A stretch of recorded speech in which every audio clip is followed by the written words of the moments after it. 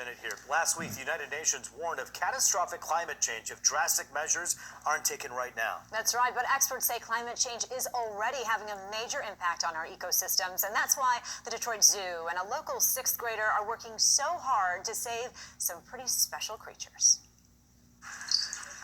Tiny mantellas, huge salamanders, brightly colored dart frogs, just a few of the amphibians greeting visitors at the National Amphibian Conservation Center at the Detroit Zoo.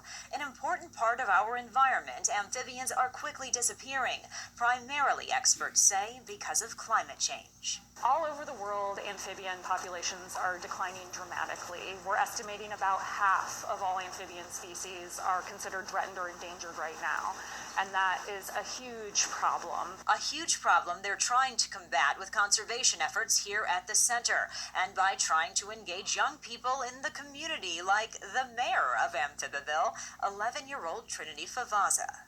Amphibians are actually more sensitive to environmental change than humans and other animals. And I just think that we need to respect them just like we would respect our friends and family. Trinity is in 6th grade at Schweitzer Elementary School in Shelby Township. 2 years ago, she wrote an essay for a zoo contest and became the mayor of Amphibiville. Now she's only one of 10 students nationwide to be awarded the President's Environmental Youth Award from the EPA. She visited Washington, D.C. last month to receive the award. I was a little nervous at first, but I started to think, this is amazing. It's going to be one of the biggest memories of my entire life. A national honor, but Trinity's love of amphibians started right here at home, visiting fields and streams and frogs with her dad. My dad would tell about them to me, so ever since then I've grown up with them and I just love them. She wants others to do the same. Amphibians are critical to controlling mosquitoes, bugs, and mice. They keep the water and soil clean and plants healthy. But Marsek says global warming is threatening their habitats, their metabolism, and making them more susceptible to disease. That's why she says it's so important to get everyone, especially our young people, to care about these creatures now and well into the future. Getting people young involved and getting the community excited about that is critical to our success. And I think together, especially with help from people like Trinity, as a community, we can all work together to bring them back. Trinity plans to do her part. Her question is, will you join her? We need to make the world a better place and just clean up the environment as much as we can. So what can we do? Little things that all of us can do. Trinity urges people to maybe become a Frog Watch member.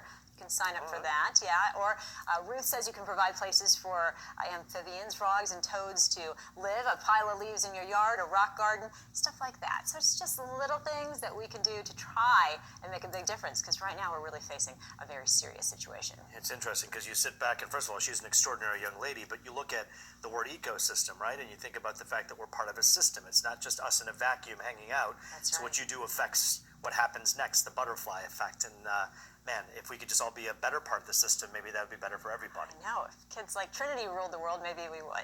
Yeah, so much compassion and love at such a young age. It's good right. to see. She's about to do some amazing things. And she already is. She's the mayor. She's royalty. That's right. Congrats to her. Indeed. Well, more than 12